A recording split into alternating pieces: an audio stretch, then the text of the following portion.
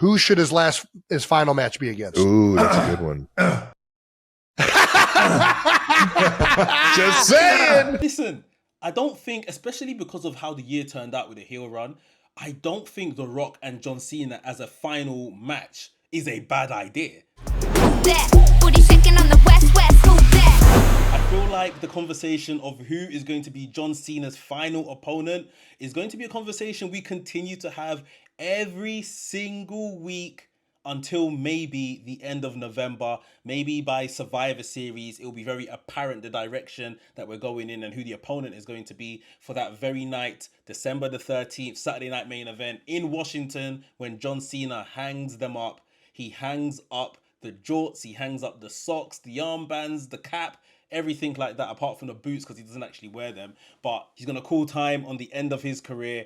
And it's a conversation that's going to rumble on, like I said. And recently on the New Heights podcast, The Rock has chipped in. The Rock of all people. The Rock that left John Cena in the lurch come WrestleMania. The Rock that turned John Cena to a heel and then poof, was nowhere to be seen again. Like, it's crazy. But The Rock has chimed in on John Cena's last opponent, that situation, how it's going to get picked, who's going to pick it. So we're going to hear what The Rock said on the New Heights podcast around this. And, you know, The Rock is a bit cheeky here. He probably kind of throws his own name into the hat, if you like. But let's see what he said.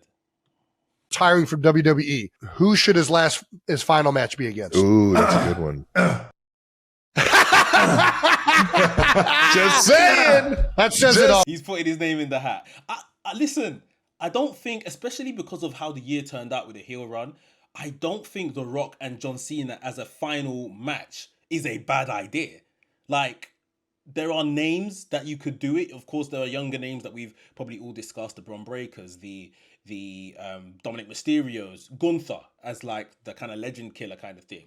There's names that are probably a bit impossible that we would like to see, like an Edge and Adam Copeland from AEW.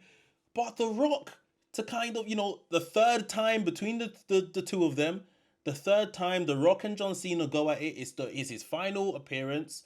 The Rock has done, you know, he's played his part in this final year of John Cena with the heel turn, like I mentioned. Didn't come to anything at all. And The Rock basically buried all of them afterwards. But this could be a nice way to kind of bring things back around and, you know, shut up shop.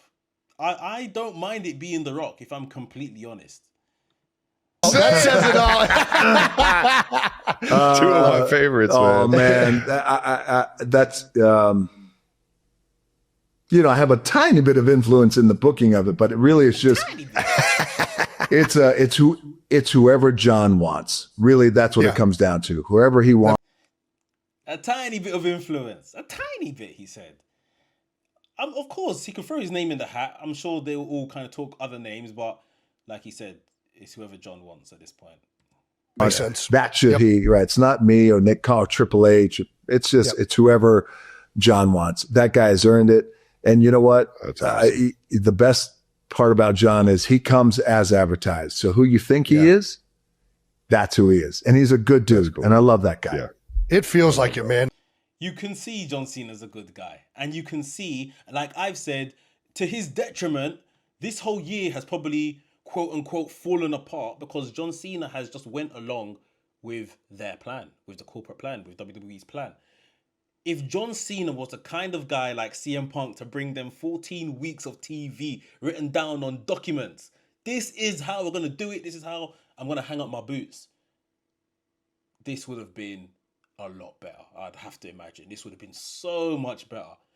But John Cena just trusted the office, and maybe he's off doing other things in between. He's too busy to necessarily have a part in booking week to week what his retirement looks like. But I feel he is so the model professional, he is so the company man, that he's just completely left it in their hands, and they have butchered it. They have done it zero justice at all. And I can't believe, you probably hear me say this on every podcast and everything I do, like, I can't believe if John Cena's retirement looks like this and you lot are happy with it, the rest of these men don't have a chance. Like, AJ is next. AJ Styles is next. And it's like, what's AJ going to look like in retirement if this is what John Cena looked like? On the flip side, it could be better because AJ is around week on week. They can build stories and stuff like that.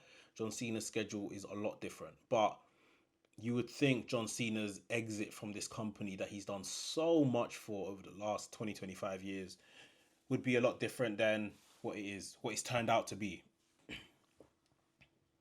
They are salvaging it somewhat with these last few months, and since they turned him back to a babyface and stuff like that. The stuff they did with him and Cody was brilliant. The stuff with him and Logan was good. The Brock Lesnar stuff, not so much. The stuff he did with AJ Styles recently at Crown Jewel, epic. Like, they are salvaging it somewhat, but I think we need to go out with a bang. Rumors a couple of weeks ago that there was going to be a tournament crowning whoever is going to be, that's going to be John Cena's last match. I can't get behind that. I think it's a bit too hokey. It's not pro wrestling enough for me. Neither is John Cena the kind of character that says, you guys can have a tournament to fight, to, have the honor to share the ring with me one more time. If he was that kind of character, then fair enough, but he isn't. So, yeah, I don't know. I can't really get behind that particular idea that they have. But The Rock said, it's not me, it's not Triple H, it's not Nick Khan, it is down to John Cena. We all have a small part in booking the show and, kind of those big decisions, but John Cena is a man that has earned and deserves that spot to kind of call his shot, his last final opponent, who it's going to be. And the names just keep going around. I think the names that I'm hearing a lot from people is the Dominic Mysterio's, Braun Breaker's, Gunther. Like I said before, Edge is probably like a long shot. Rock, to me, also makes sense. Everyone else that you would say is his rivals, he's faced. The Ortons, the Punks. Miz is still there, but I don't think anyone really wants to see that. So, it's a difficult one. It's a difficult one to kind of, even now that we are probably exactly, 2 months out from it happening, who it's going to be. We're no closer to understanding or knowing, and there's definitely no story pointing us in the right direction as to who it is. So yeah, we keep on following the dirt sheets and the reports and hoping to see some clarity around this situation, because I think it will be a massive talking point once it's decided. But I'm sure next week we'll be back here talking about John Cena's final opponent again. And of course, for you guys watching, throw some names in the hat, put it in the comments below. Who do you think John Cena's final opponent should be? Let's talk about it. If you enjoyed today's video, hit the like button. And if you're new to the channel, welcome to the channel. My name's Mex. I make videos on WWE and AEW. So if this sounds like something for you, make sure you hit the subscribe button and hit the notification bell so you get notified each and every time I drop a new video. WrestleManiac UK signing out, and I'll see you soon.